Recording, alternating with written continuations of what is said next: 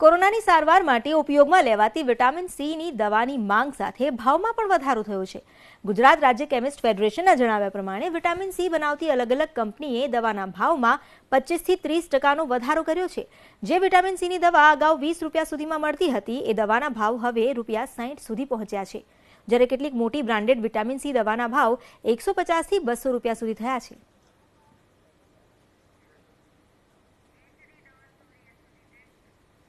કેન્દ્ર સરકારની national pharmaceutical pricing authority છે, એણે વિટામિન સી જે અત્યારે ખૂબ ઊંચા પ્રમાણમાં વેચાય છે, કારણ કે લોકોના પોતાની ઇમ્યુન સિસ્ટમ રોગપ્રતિકારક શક્તિ વધારવા માટે વિટામિન સીનો સૌથી વધુ ઉપયોગ કરે છે।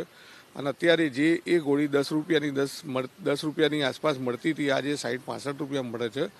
અને ગેરકાયદેસર ઓનલાઈનની અંદર તો એટલી મોંઘી મળે છે, જે એમેઝોનની અંદર જુઓ તો એટલી મોંઘા મળે છે કે 120 ગોળી 2200 રૂપિયાની વેચાતી હોય છે।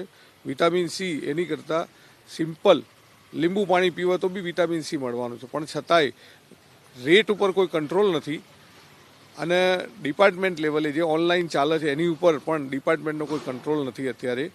એટલે ખુલ્લેઆમ વિટામિન સી જે એનો ઉપયોગ છે એ મુજબ એના ભાવ ખૂબ ઊંચા પ્રમાણમાં ઓનલાઈનમાં લેવાય છે।